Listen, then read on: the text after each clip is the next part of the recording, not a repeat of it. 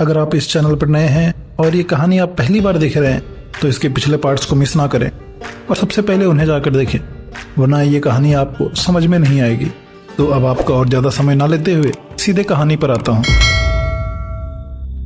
पायल अब भी उसी मेडिकल स्टोर पे खड़ी काजीपुरिया से बात कर रही थी।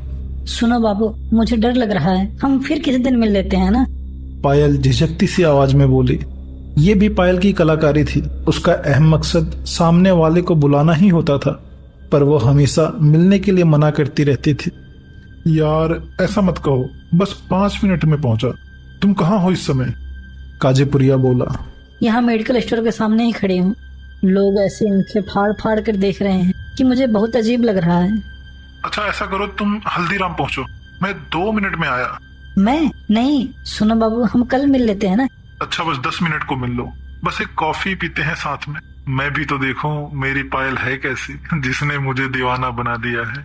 दरअसल काजीपुरिया की सफेद बलेनो पायल से सिर्फ 50 मीटर दूर एक दुकान पर खड़ी थी। काजीपुरिया गौर से पायल और उसके आसपास देख रहा था। वह यह भांपने की कोशिश कर रहा था कि कहीं कोई जाल तो नहीं है। पायल को देखकर उसकी तबीयत वैसे ही खुश हो गई थी। उसका सीना गर्व से फूल गया था। इतनी खूबसूरत लड़की उससे प्यार करती है।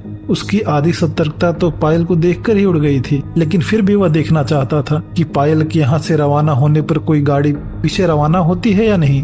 बातें बनाना तो कोई तुमसे सीखे। तुम्हारे प्यार ने सिखा दिया है।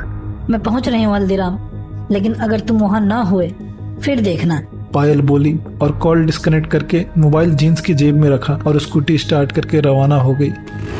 काजीपुरिया बड़े ध्यान से किसी संभावित हलचल को देखने लगा। कहीं कुछ नहीं हुआ। उसने कार स्टार्ट करके हौले से पायल के पीछे चला दी। स्कॉर्पियो में सवार लोगों ने भी पायल की दिशा में जाने की कोशिश नहीं की। जब तक काजीपुरिया पायल के सामने नहीं आ जाता था तब तक कोई मूवमेंट नहीं करनी थी। काजीपुरिया ने कार हल्दीराम के आगे खड़ी की और कार से उतरकर एक सतर्क निगाह चारों तरफ डाली। सब कुछ सामान्य था। वह रेस्टोरेंट के अंदर चल दिया। रेस्टोरेंट में इस समय ज्यादा भीड़ नहीं थी। पायल उसे एक कोने में टेबल पर बैठी नजर आई। काजीपुरिया धड़कते दिल के साथ उस तरफ बढ़ चला। काजीपुरिया कोई 30 साल का पतला दुबला नौजवान था। उसके चेहरे पर एक मुस्कान हमेशा रहती थी। उसे देखकर कोई नहीं कह सकता था कि उस पर हत्या, लूट, अपहरण और एक्सटॉर्शन के 30 से ज्यादा मुकदमे दर्ज थे और उसके सिर पे 2 लाख का इनाम भी था। हेलो, वह पायल के सामने बैठता हुआ बोला। हेलो, मैं धर्मेंद्र। ओह, तो आप हो। जितना सोचा था उससे बढ़कर पाया। काजीपुरिया उसकी तरफ तारीफी निगाहों से देखते हुआ बोला। अच्छा जी, और अगर घट कर पाते तो? ऐसा हो ही नहीं सकता था। जिसकी आवाज इतनी खूबसूरत, उसका खूबसूरत होना तो लाजमी है। काजीपुरिया अपनी आवाज सप्रयास रोमांटिक बनाता हुआ बोला। बातें बनाना तो कोई तुमसे सीखे। अजीत, तुम्हारी मोहब्बत ने सिखा दिया। बहुत प्यार करते हो मुझसे? अपनी जान से भी ज्यादा। धर्मेंद्र काजीपुरिया, 4 बातें हमसे भी कर लो। काजीपुरिया के पीछे से एक मर्दाना स्वर आया। काजीपुरिया ने पलट कर देखा तो जैसे उसे सांप सूंघ गया। उसके पीछे 5 आदमी खड़े थे, जिनके चेहरे पर निगाह पड़ते ही काजीपुरिया 1 सेकंड में ही पहचान गया कि वो कौन थे। उसका हाथ हौले से अपनी कमर पर लगी पिस्टल की तरफ बढ़ा, परंतु पीछे खड़े युवकों में से एक सिख नौजवान ने उसे पीछे से दबोच लिया। दूसरे युवक ने उसकी कमर में लगी पिस्टल बड़ी सफाई से निकाल ली। काजीपुरिया, हमारा इरादा तेरे इनकाउंटर का नहीं है, लेकिन अगर तूने कोई भी गलत हरकत की तो अब भी यहीं तेरा काम तमाम हो जाएगा। एसपी विजय परिहार धीमे किंतु सख्त स्वर में उसके बराबर में एक कुर्सी पर बैठता हुआ बोला। काजीपुरिया का शरीर ढीला पड़ गया। उसने असहाय भाव में विजय की तरफ देखा। चुपचाप उठ और हमारे साथ चल। तुरंत पीछे खड़े 2 युवकों ने काजीपुरिया को दाएं बाएं से पकड़ा और उठाकर खड़ा किया। क्या चाहते हो? काजीपुरिया फुसफुसाया। साथ चल, बताते हैं।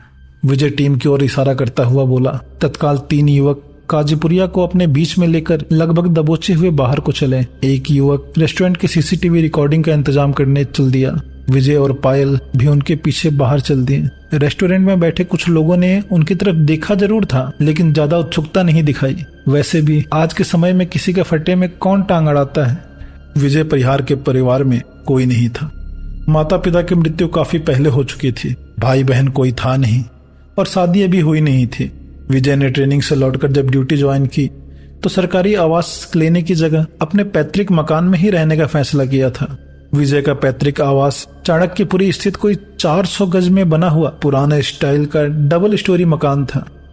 रात के 12 बजे का वक्त था। विजय काजीपुरिया के ऑपरेशन को अंजाम देकर बिल्कुल अभी अभी घर पहुंचा था। रात में मकान में कोई नौकर इत्यादि नहीं रहता था, बस एक रसोइया था और 2 अन्य नौकर थे जो दिन में आते थे और शाम को वापस चले जाते थे। विजय ने घर आकर अपने कपड़े उतारे और नहाकर कुर्ता पजामा पहन लिया। रात के 12 बजे नहाना अजीब तो था, लेकिन ये विजय का रोज का नियम था। वह ड्यूटी से वापस आने के बाद नहाता जरूर था। मकान का ग्राउंड फ्लोर 2 हिस्सों में विभक्त था। पहले हिस्से में ड्राइंग रूम, किचन और 4 बेडरूम थे और 3 कमरे, और प्रथम तल पर जाने की सीढ़ियां पिछले हिस्से में थे। अगले और पिछले हिस्से को एक पतली सी गैलरी जोड़ती थी। उस गैलरी पर विजय ने ताला लगा डाला था। अगला पोर्शन ही विजय के लिए पर्याप्त से ज्यादा था।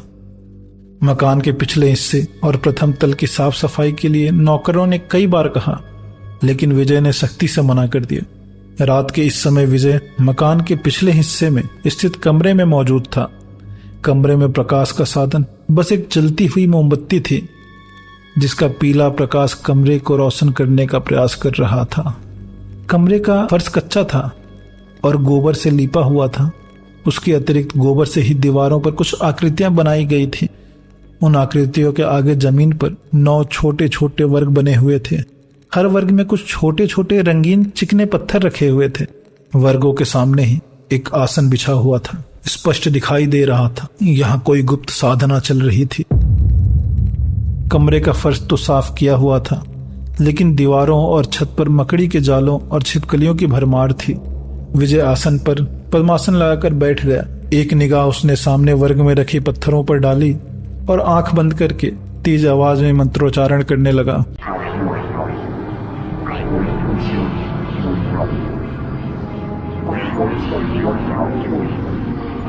उसके कंठ से 2 आवाजें निकलती प्रतीत हो रही थी। मंत्रोच्चारण करीब 2 घंटे तक बिना रुके चलता रहा। मंत्रोच्चार बंद होने के 5 मिनट बाद विजय ने आंख खोली। कुछ पल वह सामने निहारता रहा, फिर उसके मुंह से नारी स्वर निकला। वक्त आ गया है विजय, अब मुझसे तुम्हें अलग होना होगा। कब? विजय की मर्दाना स्वर में उत्तेजना थी। आज ही। मतलब आज से मैं आजाद हो जाऊंगा? अभी 30 दिन और लगेंगे, किंतु आगे की संपूर्ण विधि अब मुझे ही पूरी करनी है। यानी अब तुम्हें मेरी कोई जरूरत नहीं है, अब मैं आजाद हूँ? विजय ने प्रसन्नता से कांपते हुए दोबारा पूछा।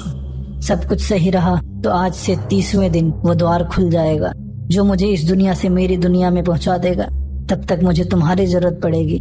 आज से 30वें दिन वह द्वार बिहार के लखीसराय स्थित ग्राम बेतवा के समीप प्रकट होगा। तुम्हें मेरे साथ वहां चलना है। मेरे उस द्वार में प्रविष्ट होने के बाद तुम आजाद होगे। ठीक है, मैं चलूंगा।